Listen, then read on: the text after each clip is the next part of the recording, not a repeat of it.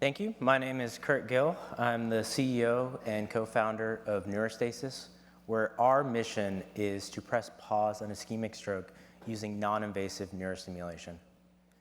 So I'm a clinician by training, but I'm also one of the many people around the world who's had a loved one that suffered from an ischemic stroke. For me, it was one of my best friends and old college roommate who suffered a stroke in his 20s and was robbed of so much.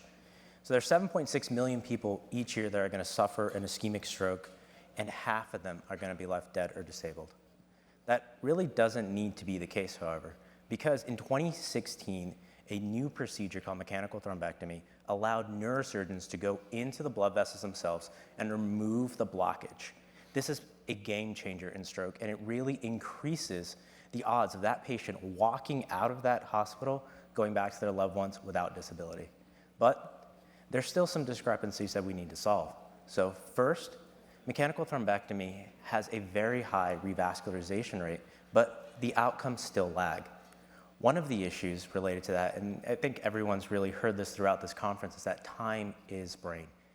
This requires specialty care, and it takes a long time sometimes to get to that care. In the United States, it varies drastically based off geography.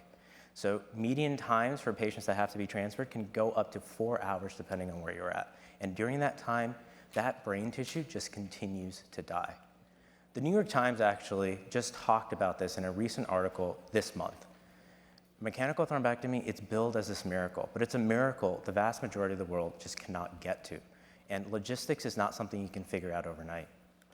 So within the field, there has been a renewed interest and push towards neuroprotection as a way to break through the ceiling of outcomes that mechanical thrombectomy has allowed. So neuroprotection is a way to preserve tissue. And that's exactly what we're doing. With BlueStem, NeuraStasis intends to slow down ischemic progression using non-invasive neurostimulation. We use electrical currents to stimulate the trigeminal and vagus nerves around the eye and in the ear to jumpstart brainstem and neurovascular reflexes. So one of the mechanisms we're utilizing is collateral augmentation. So think of it as the highway is clogged up, but maybe we can open up a side street to provide additional blood flow. And we can inhibit excessive excitotoxicity. So once these neurons start going down cell death pathways, there's massive neurotransmitter releases, depolarizations, and neurostimulation has been shown in preclinical models to put a stopper on that. What we're doing is packaging this into an easy-to-use device that can be applied early and quickly by non-physician personnel, because it's all about time.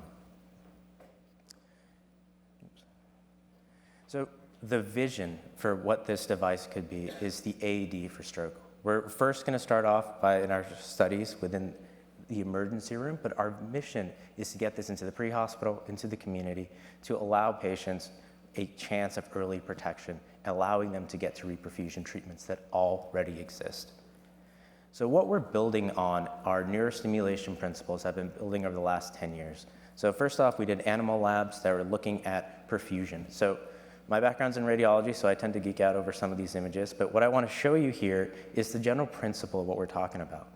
So I'm going to play a video that is taken from one of our animals, a permanent occlusion model. We've clipped the middle cerebral artery, so that blood is not going to get through, but what you start seeing is a dramatic increase in blood flow through adjacent vessels. So here's the anterior circulation, where this blood flow continues to rise. So I'm going to walk through this really quickly here. So that dark blue region, without reperfusion, that's all tissue that's just going to die. There's no getting that back.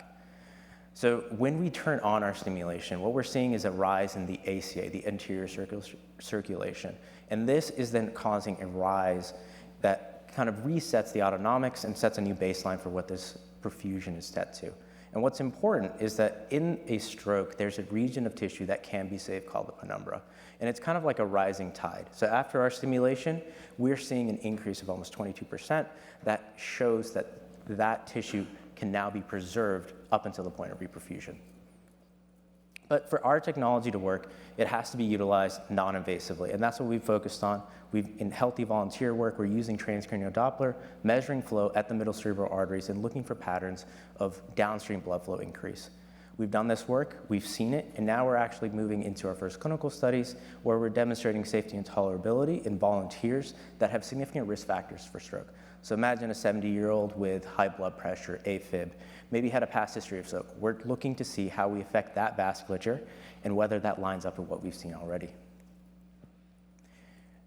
The stroke field has been changing ever since mechanical thrombectomy was approved. Part of the most recent advancements have been pushing towards earlier and earlier diagnostics using teleneurology as well as AI-based tools.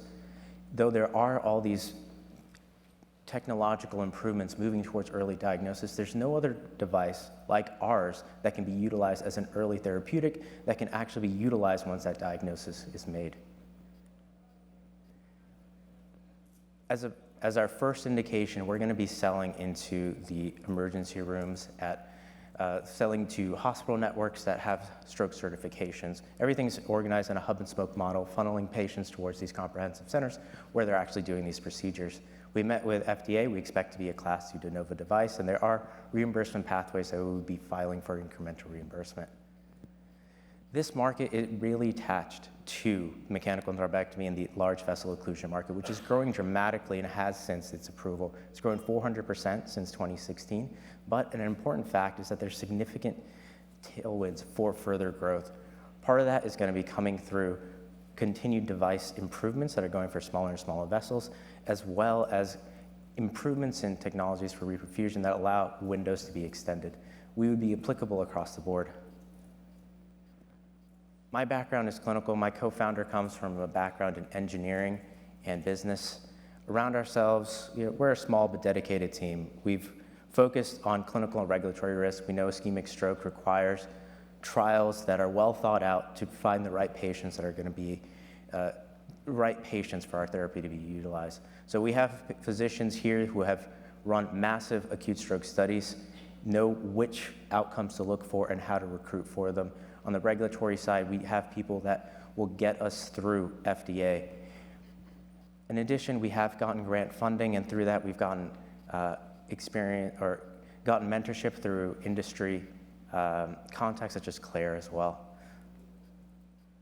So over this next 3 years, our goal is to prepare for an IDE submission and get to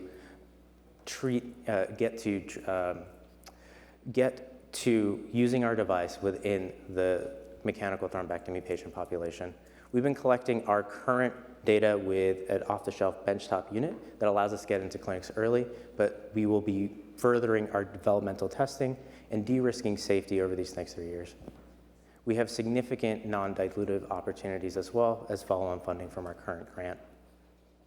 What I do want to focus on is that we have the opportunity to utilize our current prototypes to test within the acute stroke patient population, focusing on a patient population that has a large vessel occlusion but has mild clinical symptoms. These patients aren't necessarily going for a thrombectomy and allow us to use CT perfusion exactly like we did in animals to capture a treatment effect. This is what we're seeking funding for, to be able to bring this technology and test it within the patients that actually can use it. We're a very passionate group. All of the founders have been affected, have had loved ones who have been affected by stroke, and we're looking for passionate partners, investors who are also looking to make a difference for this patient population. So I want to thank you.